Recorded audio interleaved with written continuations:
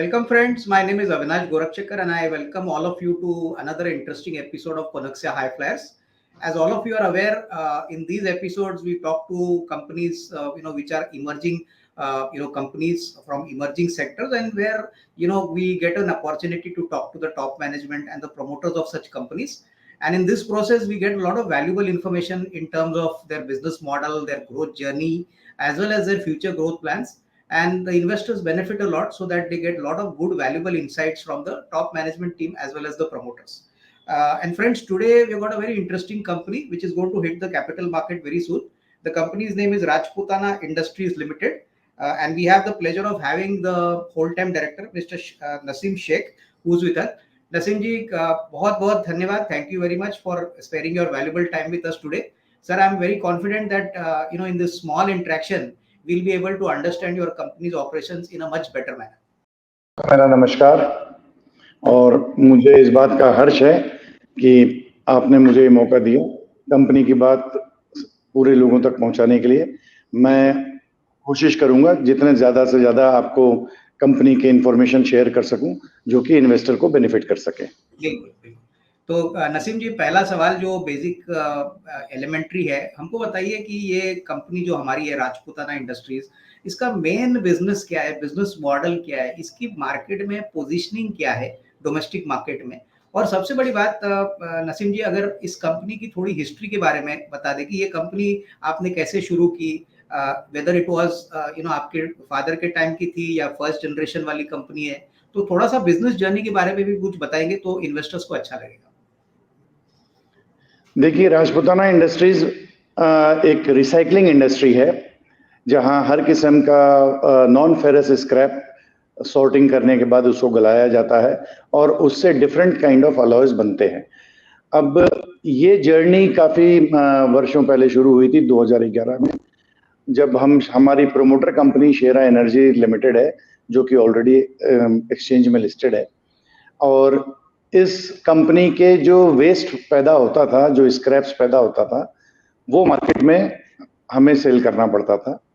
हमें उससे revenue loss होता था और हमारे कुछ चैलेंजेस होते थे बिजनेस के। उसको इरेडिकेट करने के लिए कंपनी ने एक बैकवर्ड इंटीग्रेशन के लिए एक कंपनी खोली थी राजपूताना इंडस्ट्रीज के नाम से, कि हम अपना खुद के प्रोडक्ट को वैल्यू एडेड चेन में लाएं। समय के साथ हमने भी, मैं तो ऐसे इलेक्ट्रिकल इंजीनियर हूं, लेकिन वक्त के साथ मैंने मेटलर्जी सीखी, रिफाइनिंग ऑफ मेटल सीखा। ये प्रोसेस काफी इंटरेस्टिंग और बहुत चैलेंजिंग था, और इसमें कंपनी ने काफी मेहनत करी। हमारे पास हमने मेटलर्जिस्ट हायर किए, सेट ऑफ गुड इंजीनियर्स, और फिर धीमे धीमे प्लांट मशीनरी ऐड करते गए। अब जो हम सिर्फ अपने स्क्रैप को रिसाइकिल करते थे, उससे वैल्यू चेन उतना क्रिएट नहीं होता था, उससे ज्यादा वैल्यू चेन हमें अलॉइंग बिजनेस में मिलना शुरू हुआ। तो कंपनी ने डिसाइड किया कि आने वाले समय में हम ना सिर्फ अपना खुद का रॉ मटेरियल खरीदेंगे या खुद के लिए एक बेस मेटल तैयार करेंगे, बल्कि हम बाजार के लिए अलॉइंग एलिमेंट्स बनाएंगे, जो कि बहुत सारी इंडस्ट्रीज की बेसिक रिक्वायरमेंट होती है। बिल्कुल। So I think very nicely articulated Naseem ji.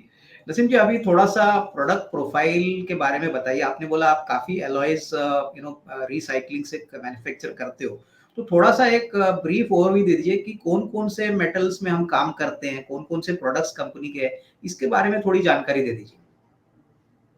Company 3 किस्म के मेटल में काम करती है सर, एल्यूमिनियम, कॉपर और ब्रासेस। मैं आपको कॉपर के बारे में समझाना चाहूंगा। एक तो वर्जिन रिफाइंड कॉपर होता है और एक अलॉयड कॉपर होता है।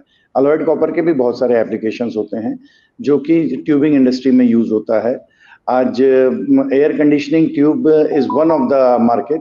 इसके अलावा भी बहुत सारे इलेक्ट्रिकल एप्लीकेशन, जैसे आइसोलेटर स्विचेस होते हैं, आपके जो फर्नेस ट्रांसफार्मर्स होते हैं उनमें ट्यूब्स लगता है। इसके अलावा जो बस डक्ट्स होते हैं जिसमें हाई करंट फ्लो होता है और उसमें काफी हीट पैदा होता है, तो उसको ठंडा रखने के लिए उसमें कूलेंट सर्कुलेट करना पड़ता है, तो वहां भी हाई मोटी वॉल थिकनेस के काफी अच्छे ट्यूब्स यूज होते हैं। और इसमें माइनर अलॉइंग्स भी हमें करनी पड़ती है to give the mechanical strength without deteriorating the electrical properties. तो हमने समय के साथ उस पर एक्सपर्टाइज किया। फिर आते हैं हम एल्यूमिनियम में। कंपनी एक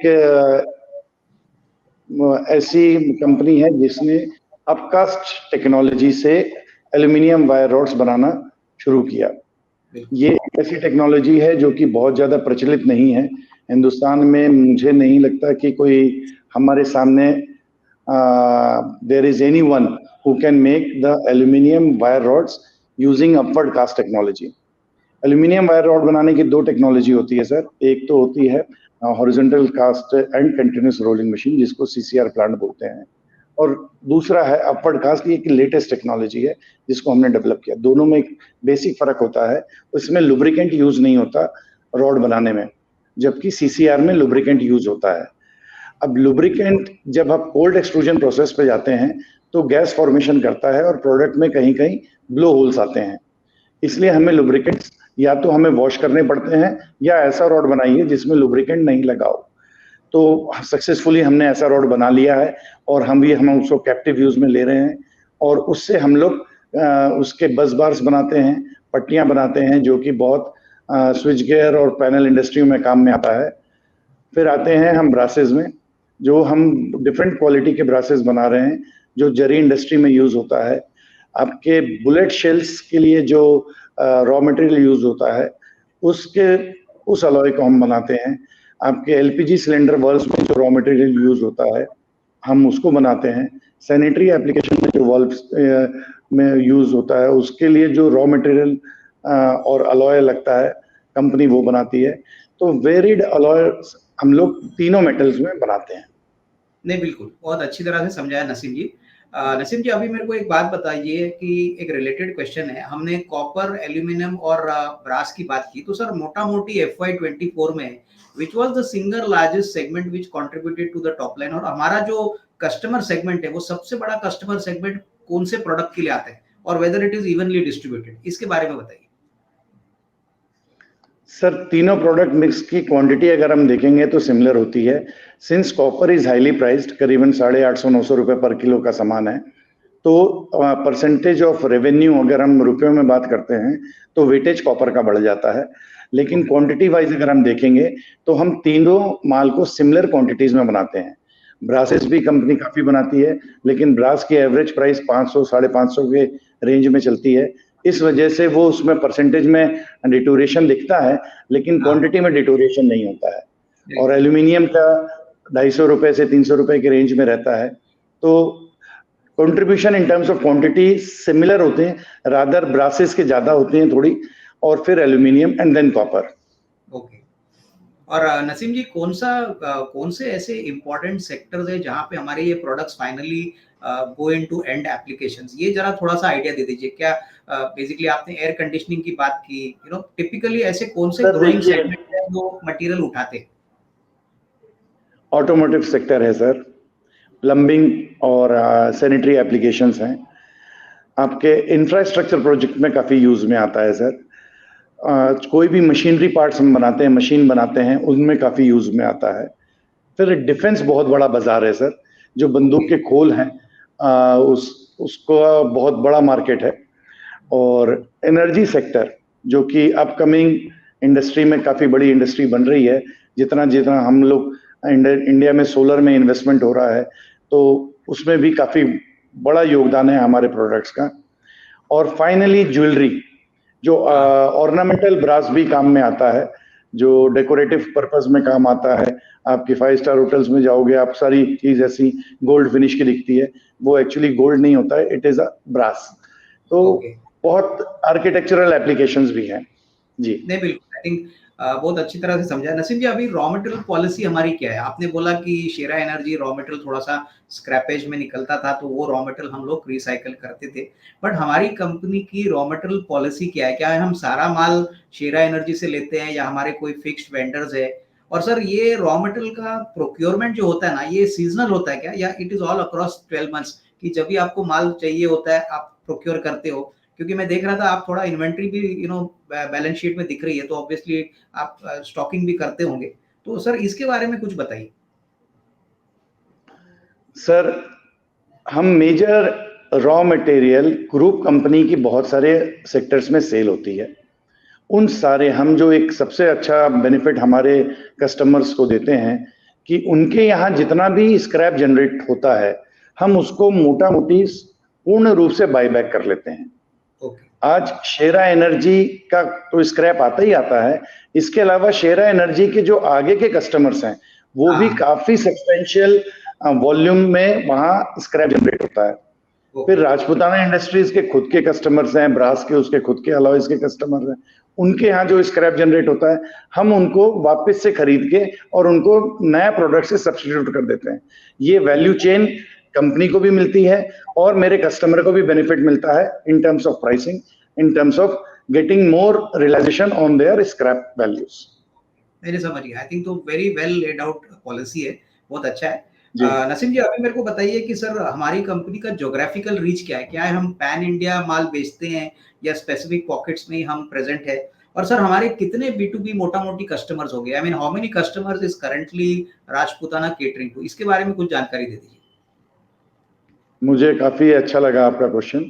राजपूताना ने स्टार्ट किया था बिजनेस राजस्थान से, क्योंकि हम राजस्थान में लोकेटेड हैं। लेकिन आज मुझे हर्ष हो रहा है इस बात को बताते हुए कि आज कंपनी भारत देश में करीब करीब 14 स्टेटों में इसकी रीच है। तो 14 अलग अलग राज्य हैं जिनको हम कैटर करते हैं। हरियाणा है, वेस्ट बंगाल है, उत्तर प्रदेश है, महाराष्ट्र, पंजाब, तेलंगाना, उत्तराखंड, कर्नाटक, आंध्र प्रदेश। तो कंपनी का रीच तमिलनाडु तक पहुंच गया है। तो आज हम 14 स्टेटों कर रहे हैं और आने वाले समय में धीमे धीमे इसको और बढ़ा के अगले साल उम्मीद करता हूं हम 25 स्टेटों को कवर कर लें। बिल्कुल, बढ़िया। और सर नसीब जी, जैसे दूसरा सवाल मेरा था कि मोटा-मोटी सर कितने B2B कस्टमर्स हम अभी करंटली हैंडल कर रहे हैं? If you can give some idea.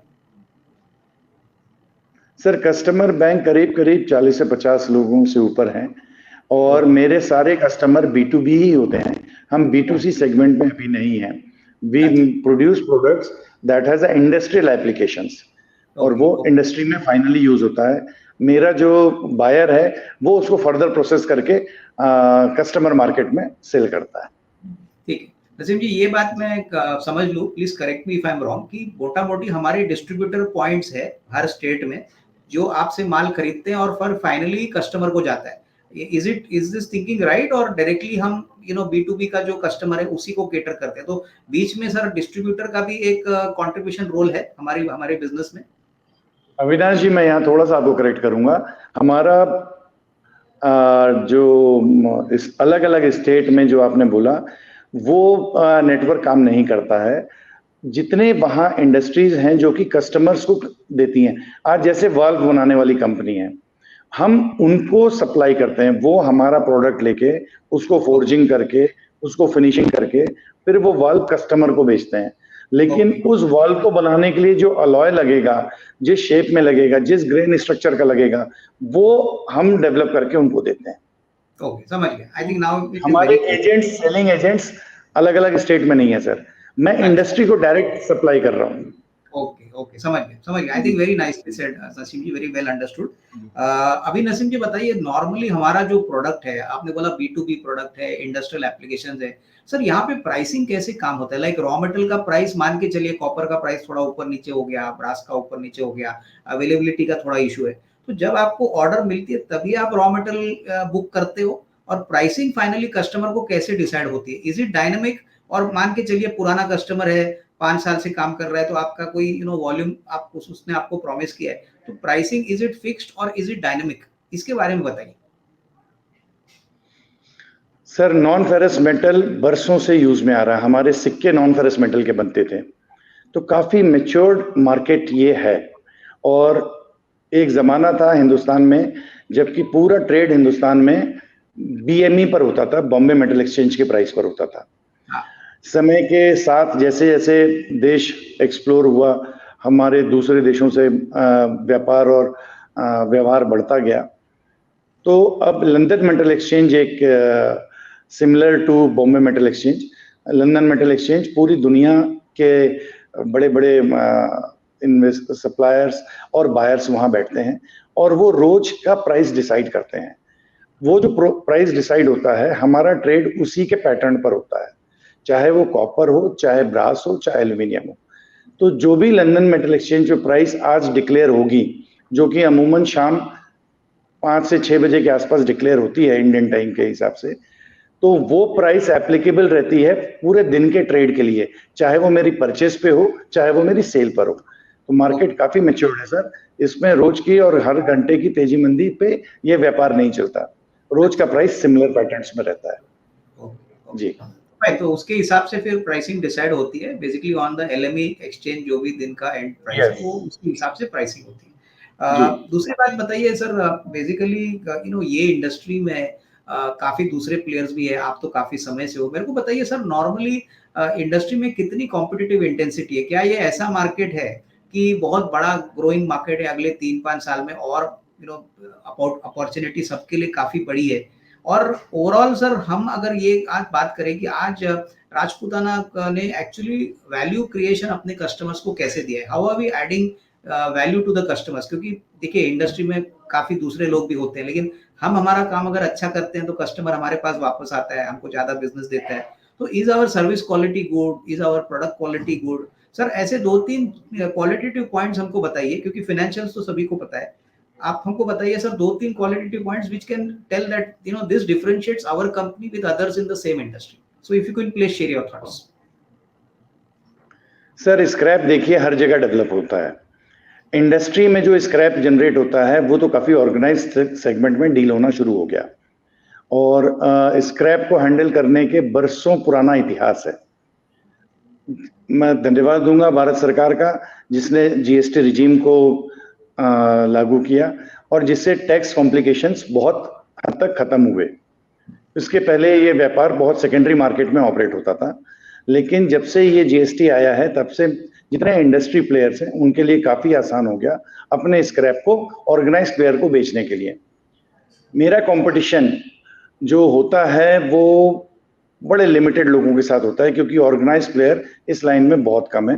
हालांकि स्क्रैप दुनिया भर में गलता है, लोग नया नया माल बनाते हैं, लेकिन आज अब मैं बात करूंगा हाउस होल्ड स्क्रैप जो जनरेट होता है। आपके घर में मिक्सी खराब हो गई, आपके घर में पंखा खराब हो गया, आप क्या करते हैं? उसको स्वयं किसी कबाड़ी को बुलाया, उससे 50-100 रुपए लिए और वो पंखा दे दिया। आपने कभी नहीं देखा उस पंखे में 500 ग्राम कॉपर है, 300 ग्राम कॉपर है। आपने कभी इवेल्युएट नहीं किया कि उसमें कितना प्लास्टिक है, कितना लोहा है, कितना वैल्यू एडेड प्रोडक्ट है। तो ये जो सेगमेंट है ये अभी भी इसमें सुधार की जरूरत है, और आने वाले समय में जैसे ऐसे लोगों को में ये इस चीज का अवेयरनेस आएगी, आप देखेंगे ये स्क्रैप बिजनेस काफी हद तक रिफाइंड और बहुत अच्छे हाथों में चला जाएगा। और हमारी जैसी कंपनियां उनके जो स्क्रैप पैदा होता है उनको बहुत अच्छा वैल्यू चेन दे पाते हैं। अगर वो अनऑर्गेनाइज सेक्टर में जा रहा है तो वो वैल्यू चेन नहीं दे पाते, और जो सप्लायर है उसकी अवेयरनेस बहुत इंपॉर्टेंट है to develop in this market. नहीं, I think understood very well. Naseem ji, एक टेक्निकल सवाल है जो मुझे लगता है फाइनेंशियल एनालिस्ट काफी इंटरेस्टेड होंगे। सर मेरे को बताइए, नॉर्मली जब Rajputana industries converts the recycled scrap into the final product, sir normally wastage का कितना परसेंटेज होता है? क्योंकि जितना माल आप बचाते हो, जितना स्क्रैप का वेस्टेज परसेंटेज कम होता है, उतना it adds to your bottom line. I think ये वेरी बेसिक चीज है। तो सर हमारे यहाँ पे हमने ऐसा कुछ काम किया है जिससे हमारी प्रोसेस, हमारी टेक्नोलॉजी ऐसी है कि वेस्टेज मिनिमल होता है और मोर और less entire raw material is converted into value added products. So is it right to say that? Sir हम दुनिया का स्क्रैप उठाते हैं और उनका स्क्रैप उठा के रिसाइकिल करते हैं। इसमें वेट लॉस मिनिमम होता है। जो माल के साथ मिट्टी या ऑयल एज अ इम्प्योरिटी आया वही हमारा बर्निंग लॉस के रूप में काम होता है। इसके अलावा कॉपर कभी उड़ता नहीं है। एल्यूमिनियम में थोड़े बहुत इवोपोरेशन लॉस होते हैं। जब हम ब्रास बनाते हैं तो जिंक थोड़ा बहुत इवोपोरेट होता है, लेकिन कंट्रीब्यूशन इनका बहुत थोड़ा सा होता है, जिसका असर आपका हमारे बैलेंस शीट पे प्रैक्टिकली नहीं के बराबर पड़ता है। और फर्दर गोइंग डाउन लाइन, अभी हम लोग जो हमारे स्लैग्स निकलते हैं, हम लोग ने स्लैग को भी रिफाइन करना शुरू किया है, और उसमें भी जो मेटल है हमने उसको भी रिकवर करना शुरू कर दिया है। ओह बढ़िया। आई थिंक ये बहुत इंपॉर्टेंट बात है नसीम जी, क्योंकि देखिए every penny saved is a penny earned, और ये डेफिनेटली इन्वेस्टर्स को पता होना चाहिए कि this is going to add more and more value to the company going forward because of these productivity measures. Sir अभी फाइनेंशियल्स के बारे में सर बोलिए। आपने देखा होगा लास्ट ईयर की बैलेंस शीट से इस साल की बैलेंस शीट में प्रॉफिटेबिलिटी इंप्रूव हुई है इन टर्म्स ऑफ परसेंटेज। वो बिल्कुल इंप्रूव होने की बहुत बड़ी वजह है कि हमने उस चीजत पे भी कंट्रोल किया। बिल्कुल नहीं, I think you are right. Naseem ji, coming to the financials, I was just coming to the financials only. Sir numbers तो बहुत बढ़िया है, 325 करोड़ का रेवेन्यू है जो पिछले साल 254 करोड़ था। प्रॉफिट आफ्टर टैक्स भी करीबन 5.12 करोड़ है जो पिछले साल 3.10 करोड़ था। तो पहले तो आपने बताया कि सर ये प्रोडक्टिविटी मेजर्स से थोड़ा बहुत मार्जिन में इंप्रूवमेंट आया, लेकिन ये बात मैं मान के चलूं कि वॉल्यूम और वैल्यू इंक्रीज दोनों हमको बेनिफिट मिला है। उसका नतीजा ये हो गया कि टॉप लाइन भी बढ़ गया, profitability at the operating level भी बढ़ गई, पीएटी भी बढ़ गया। तो प्रोडक्टिविटी मेजर्स तो definitely will must have helped you, but apart from that was the volume growth also healthy? ज्यादा धंधा, ज्यादा वॉल्यूम टनेज भी हमने किया और प्राइस इंक्रीज भी हमको मिली। तो ये बात समझना शायद ठीक रहेगा सर। अविनाश जी, आपका क्वेश्चन बहुत ही अच्छा है, बहुत इंटरेस्टिंग है और उसका जवाब मैं देता हूं। अगर हम परसेंटेज में कैलकुलेट करेंगे तो करीब करीब 28% की टॉप लाइन ग्रोथ आई है कंपनी की, जो कि 255 करोड़ से 326 करोड़ पे पहुंची है। इसमें अगर हम क्वांटिटी का ग्रोथ देखते हैं सर और प्राइस का देखते हैं तो प्राइस में देयर इज अ फॉल। अगर प्राइस में देखते हैं तो प्राइस में करीब करीब 4% का फॉल है as compared to last year balance sheet. Okay okay quantity में ग्रोथ 32% का है सर। ओके, समझ गया। तो कंपनी ने 28% की ग्रोथ करी है, 32% तो हमने क्वांटिटी ग्रोथ करी है और 4% जो नेगेटिव ग्रोथ आया है बिकॉज ऑफ द प्राइस। तो कंपनी ने अपने कैपेसिटी यूटिलाइजेशन को और इंप्रूव किया है और अच्छे एफिशिएंसीज पे काम किया है। बिल्कुल बिल्कुल, I think now it is very clear कि ये 28% कैसे निकला है। तो I think very nicely mentioned by you Naseem ji.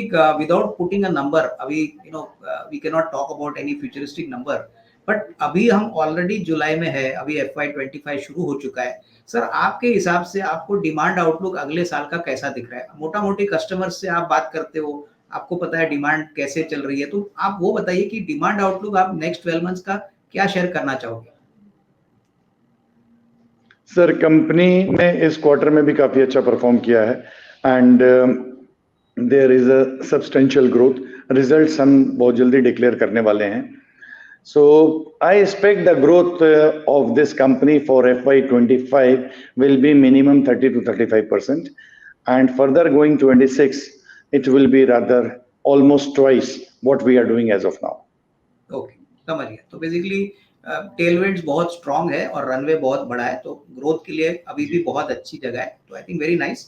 Naseem ji, अभी थोड़ा सा वर्किंग कैपिटल के बारे में पता करते हैं। आपका B2B प्रोडक्ट है, तो मुझे बताइए sir, normally working capital cycle, जब हम इन्वेंट्री स्टोर करते हैं, कस्टमर की ऑर्डर आती है, उसको प्रोसेस होता है, कस्टमर को जाता है, फिर कस्टमर हमको पैसा देता है, तो ये नॉर्मली वर्किंग कैपिटल साइकिल हमारा कितना लंबा होता है? ये रफली 90 दिन का होता है सर।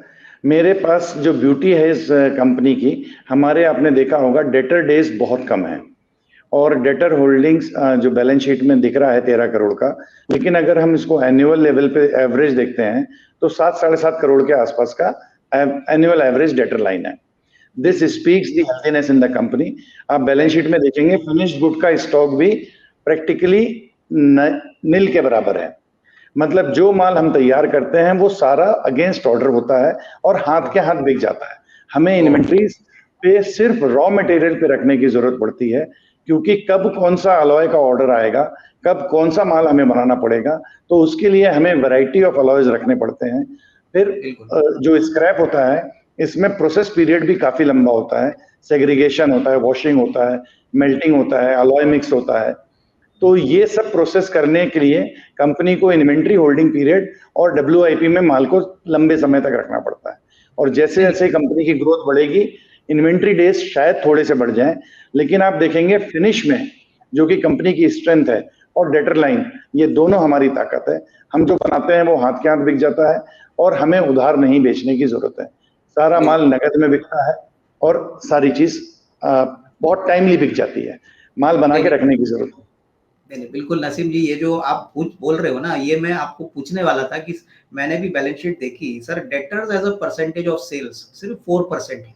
जो बहुत ही एफिशिएंट मैनेजमेंट माना जा सकता है। Inventory is 28%, which is understandable. Sir हमारा धंधा बेसिकली स्क्रैप को हम स्टोर करते हैं, बट मैं वही बोल रहा था कि सर इस तरीके का एफिशिएंट वर्किंग कैपिटल अगर आप करते हो तो बहुत बढ़िया है। Frankly this is definitely very sound working capital management. और वो मैं वही देख रहा था कि 4% ऑफ नेट सेल्स अगर आपका डेटर्स है तो ये कुछ भी नहीं है। तो उसका मतलब you are getting payments from debtors very quickly. जैसे ही माल आपने बेचा आपको पैसा मिलता है, तो ये बहुत अच्छी बात है। तो you have already answered the question, but definitely अच्छा लगा कि नसीम जी आपका फोकस वर्किंग कैपिटल के ऊपर है, क्योंकि ये धंधा में sir every penny saved is Penney earned. और वर्किंग कैपिटल में सर अगर आपका इंप्रूवमेंट है तो वो आप ही के लिए अच्छा है, क्योंकि वो आपके कैश फ्लोज को और थोड़े मजबूत करेगा। तो I think very nicely said by Naseem ji. अभी मेरे को बताइए, अभी सबसे इम्पोर्टेंट सवाल सर, हम कंपनी का आईपीओ करने वाले हैं, बहुत सारी आपकी मेहनत अभी रंग लाएगी sir. People are also awaiting the IPO. Sir मेरे को बताइए हम कितना पैसा उठाने वाले हैं, और मोटा मोटी सर कितना, what is the amount of the offer which is going to be made to the investor? So if you can please share your inputs. Sir ये आईपीओ करीब 26 करोड़ के आसपास का है, जिसमें से प्री आईपीओ पोर्शन था 2 करोड़ 28 लाख का, जो निवेशकों ने ऑलरेडी हमारे साथ शेयर कर दिया है। अब पब्लिक में हम इस आईपीओ को लेके जा रहे हैं, 22 या 23 करोड़ के रेंज में है वो। एग्जैक्ट डेटा आपके पास होगा। ठीक है। अब ये इस आईपीओ के प्रोसीड्स जो आएंगे, इसमें से 14 करोड़ रुपए हम हमारी वर्किंग कैपिटल साइकिल को इंप्रूव करने में लगाएंगे। 4.5 करोड़ रुपए हम सोलर प्लांट में लगाएंगे, जो कि कंपनी की एक ऑपरेटिंग कॉस्ट, अगर बैलेंस शीट में आप देखेंगे तो सब major operating cost is our power cost, क्योंकि फर्नेसेस हैं, सारी बिजली पे चलती हैं। तो 70 से 80 लाख रुपए का एवरेज मंथली बिल आता है। इस बिल पे थोड़ा सेविंग करें और सोलर पे इन्वेस्ट करें। आज हम 4.5 करोड़ से ये सोलर में लगा के आने वाले वर्षों में कंपनी को 1.5-2 करोड़ का प्रॉफिट और इंक्रीज करके देंगे। बिल्कुल। और बचा हुआ पैसा अभी हम एक केबल प्लांट में और इन्वेस्ट कर रहे हैं। उसमें अभी शेड बिल्डिंग बन रही है, प्लांट मशीनरी, और ये इस पे अभी हमें जाना है।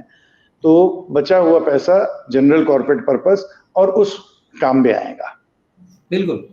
एक छोटा सवाल नसीम जी, ये जो केबल का जो प्रोडक्ट है, ये थोड़ा सा is it in sync with our existing product, और ये थोड़ा नया प्रोडक्ट है? क्योंकि हम एलॉय मेटल्स में है, नॉन फेरस में है, तो सर ये केबल का जो प्रोडक्ट है इट इज स्लाइटली डिफरेंट। तो is it like company wants to try out some new product so that वहां से भी रेवेन्यू जनरेशन चालू हो जाएगा? तो ये सोचना सही रहेगा सर? सर मैं पर्सनली केबल का पुराना आदमी हूँ, मुझे खुद इलेक्ट्रिकल इंजीनियर हूँ, और मुझे इसका काम करने का अनुभव भी रहा हुआ है। और केबल लाने का मकसद ये है, एक तो ये B2B भी है और एक B2C है। हम केबल में जनरल केबल्स जो लोग नॉर्मली बनाते हैं, हम उसमें ना जाके कुछ स्पेशलाइज्ड केबल में जाने वाले हैं, जो कि स्पेशल पर्पसेस में काम आएगा। भारतीय रेल हमारी ग्राहक होगी, और सोलर में हमारा केबल जाएगा। हाउस वायरिंग केबल हमारा नेक्स्ट स्टेप होगा। पहले हम स्पेशलाइज्ड केबल पे इन्वेस्टमेंट कर रहे हैं। बिल्कुल बिल्कुल। I think very nicely said, और बहुत अच्छा लगा नसीम जी। नसीम जी अभी एक इम्पोर्टेंट सवाल, देखिए शेरा एनर्जी का आईपीओ तो हो गया है, काफी लोगों ने अच्छा पैसा कमाया, कंपनी ने फंडामेंटली भी बहुत अच्छे नंबर्स प्रेजेंट किए। Sir what is your message for the share holders, for the new share holders of Rajputana industries? क्योंकि सर देखिए अभी नए लोग आपके साथ जुड़ेंगे, आपकी ग्रोथ स्टोरी में पार्टनर बनेंगे, आपने बहुत मेहनत से कंपनी बनाई है। तो मेरे को बताइए सर, ब्रॉडली जैसे शेरा एनर्जी ने अच्छा काम किया है, नंबर्स अच्छे दिखाए, परफॉर्मेंस अच्छा दिखाया, can we expect the same kind of performance and the aggression from the management which is same for Rajputana as well as for Shera Energy? तो सर इसके बारे में कुछ छोटा मैसेज आप इन्वेस्टर्स को दो। जब शेरा एनर्जी का आईपीओ आया था तब हम भी इस मार्केट में नए थे। बहुत चीजें हमें थ्योरेटिकली ज्ञान में था, लेकिन प्रैक्टिकल अनुभव काम करने के बाद ही होता है। मैं अपने निवेशकों को इतना बता सकता हूँ, आपने जो भरोसा हमारे ऊपर किया और कंपनी में पैसा लगाया, इसने कंपनी को आगे से आगे बढ़ने के लिए प्रोत्साहित किया। हमारे ऊपर एक नैतिक जिम्मेदारी बन जाती है, हमें सिर्फ अपने लिए नहीं कमाना है, हमें हमारे निवेशकों को भी कमा के देना है। और एक जिस तरीके से कॉर्पोरेट डिसिप्लिन कंपनी में आती है और उससे नेचुरल ग्रोथ अपने आप आनी शुरू हो जाती है। आज अगर आप देखेंगे शेरा एनर्जी जब आईपीओ लेके आई थी तो करीब करीब 526 करोड़ के आसपास का उसका टॉप लाइन था, जो कि पिछले साल हम 875-73 के आसपास हमने क्लोज किया है और इस साल हम उस पर और ऐड करने वाले हैं। बिल्कुल। इसी तरीके से आप राजपुताना में आप ये ग्रोथ विटनेस करेंगे।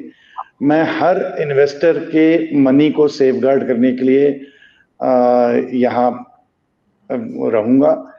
मुझे मेरे निवेशकों को कमा के देने में जितना हर्ष होगा, एक जो प्राइड फील होता है कि आप स्वयं के लिए नहीं, आप लोगों के लिए, आप अपने निवेशकों के लिए, आप दुनिया के लिए काम कर रहे हैं, उससे जो सम्मान और हर्ष मिलता है और जो सेटिस्फेक्शन उससे आता है वो खुद के लिए कमाने से कभी नहीं आता। तो मैं कटिबद्ध हूं अपने निवेशकों के लिए। बढ़ चढ़ के आप हमारे साथ जुड़िए। कंपनी बहुत सही दिशा में जा रही है, आगे बहुत अच्छी ग्रोथ लेगी। चैलेंजेस बहुत सारे हमने ऑलरेडी क्रॉस कर लिए हैं। छोटे मोटे चैलेंजेस आएंगे, उसको कंपनी कैपेबल है उसको फाइट करने के लिए, and you will see very good returns and the growth in the company. बढ़िया, आई थिंक बहुत अच्छी तरह से समझा है। नसीम जी, आखिरी सवाल आज के लिए। सर, इस धंधे में दैट इज हमारा जो ये जो स्क्रैप रिसाइकलिंग का बिजनेस है, इसमें बताइए सर मेजर रिस्क हमारा क्या है? जैसे हर धंधे में रिस्क तो होता ही है, बट अगर मैं आपको पूछूं कि ये जो रिसाइकलिंग का धंधा है, इसमें मोस्ट इंपॉर्टेंट रिस्क क्या होता है? आई मीन कस्टमर रिटेंशन है या सर्विसिंग है या टाइम पे प्रोडक्ट माल बेचना है या रॉ मटेरियल अवेलेबिलिटी है? तो इसमें से सर सबसे बड़ा बिजनेस रिस्क क्या है और आपने अभी तक इसको किस तरह से ऑप्टिमली मैनेज किया है? सो इसके बारे में जरा बताइए। सर, अगर मैं पर्सनल लेवल पे देखता हूं तो बिजनेस ऑपरेशंस में हमें कोई प्रॉब्लम नहीं है।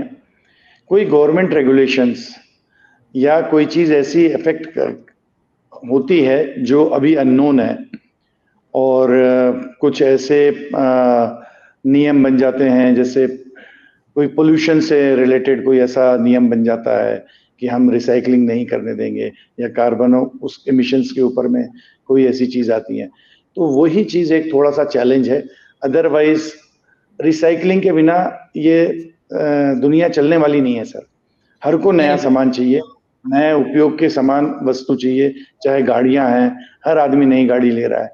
अब उस गाड़ी जब स्क्रैप होगी 15 साल, उसको आप कहाँ डंप करोगे? आपको उसको रिसाइकिल करना ही पड़ेगा। तो सबसे बड़ा चैलेंज या रिस्क मुझे यही लगता है, और एक जिम्मेदार नागरिक होने के नाते मेरा धर्म भी बनता है कि हम रिसाइकिल करते हुए एमिशंस पे कंट्रोल करें, अपनी प्रकृति पे उसका कम से कम नुकसान हो।